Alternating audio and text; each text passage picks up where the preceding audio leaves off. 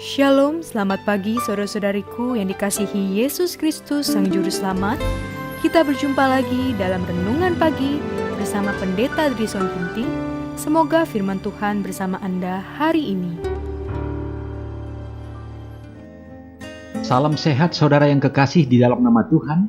Renungan kita pada pagi hari ini, Jumat 5 November 2021 dengan judul Kita harus berperilaku bijaksana.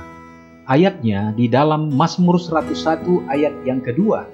Aku ingin memperhatikan hidup yang tidak bercela. Aku ingin hidup dalam ketulusan hatiku di dalam rumahku. Tidak seorang pun yang maju atau mencolok, tetapi diam-diam hidup dari agama kita. Dengan mata yang tertuju kepada kemuliaan Allah, kemudian kita akan bersinar seperti lampu di dunia tanpa suara atau gesekan. Tidak ada yang perlu gagal, karena seorang ada bersama mereka yang bijak dalam nasihat, mahir dalam bekerja, dan perkasa untuk mencapai rancangannya. Dia bekerja melalui agennya yang terlihat dan tidak terlihat, manusia dan ilahi. Pekerjaan ini adalah pekerjaan besar dan akan tetap dilakukan untuk kemuliaan Allah jika semua orang yang terhubung dengannya melakukan pekerjaan sesuai dengan profesi iman mereka. Kemurnian pikiran harus dihargai sebagai sesuatu yang tak terpisahkan dari pekerjaan mengaruhi orang lain. Jiwa harus dikelilingi oleh atmosfer suci yang murni, atmosfer yang cenderung mempercepat kehidupan spiritual semua orang yang menghirupnya.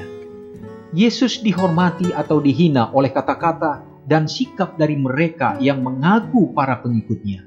Hati harus dijaga tetap murni dan suci, karena di luar itu adalah masalah kehidupan. Jika hati dimurnikan melalui kepatuhan pada kebenaran, tidak akan ada suka egois, tidak ada motif korup, tidak akan ada keberpihakan, tidak akan ada kemunafikan. Dalam kondisi masyarakat saat ini, dengan moral yang lemah, tidak hanya pada orang muda, tetapi juga mereka yang sudah tua dan pengalaman. Ada bahaya besar menjadi seorang yang lalai dan memberikan perhatian pada hal yang menyenangkan, dan dengan menciptakan iri hati, kecemburuan, dan pemikiran jahat. Tetapi hanya sedikit yang menyadari bahwa mereka mengusir roh Allah dengan pikiran dan perasaan, mementingkan diri sendiri, kebohongan, percakapan omong kosong mereka. Jika kasih karunia Kristus ditanamkan dalam hati mereka dan menanamkannya dalam ke tanah yang baik, mereka akan melakukannya. Mereka tidak akan menghasilkan buah dari karakter yang sama sekali berbeda.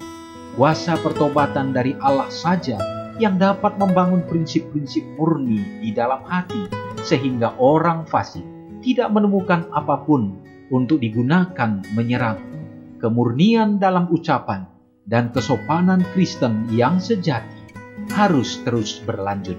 Saudara yang kekasih di dalam nama Tuhan, poin-poin yang sangat penting bagi perenungan bagi kita saat ini, bagaimana kita memiliki satu bentuk perasaan rindu untuk hidup lebih sempurna di dalam Tuhan, sehingga kita akan dapat menjadi bercahaya, dapat dirasakan seperti garam yang akan asin di dalam kehidupan di lingkungan kita di mana berada.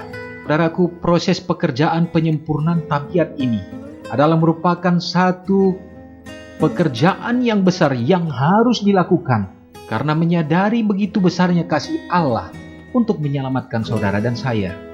Kita harus dapat mengekang segenap keinginan-keinginan kita yang menjadi dosa-dosa kebiasaan yang mungkin kita anggap kecil, tetapi semua itu menghalangi pekerjaan Roh Tuhan untuk menyempurnakan tabiat kita, untuk semakin serupa dengan Kristus. Jadi, mari kita perhatikan betul-betul secara mendetail, sehingga kita membiarkan kuasa Roh Kudus menuntun kita untuk lebih baik dari hari ke hari. Mari kita sama-sama berdoa. Bapa yang bertahta dalam kerajaan surga, terima kasih Tuhan, oleh karena kekuatan daripada Roh-Mu senantiasa mengingatkan kami. Pada hari ini kami rindukan supaya kami akan lebih baik lagi. Biarlah Engkau menuntun langkah-langkah kami Bapa, untuk dapat berjalan bersama dengan Yesus. Kami akan mengikut Engkau, dan tabiat kami dapat menjadi terang dan dapat menjadi garam dimanapun kami berada. Ya Tuhan, hamba-Mu berdoa kepada umat-umat-Mu di mana saja berada pada saat kami bersama-sama menyatukan doa. Tuhan memberkati ya Bapa, menguatkan mereka, berikan kesehatan, curahkanlah kiranya berkat yang berkelimpahan yang datangnya dari surga. Peliharakan keluarga kami ya Tuhan, agar kiranya berbahagia bersama dengan anak-anak yang Engkau karuniakan. Dan biarlah kiranya Tuhan memeliharakan dalam pertumbuhan perkembangan anak-anak, sehingga mereka akan menjadi anak-anak yang setia di dalam Tuhan. Engkau juga memeliharakan ya Tuhan, orang-orang tua kami yang sudah lanjut usia.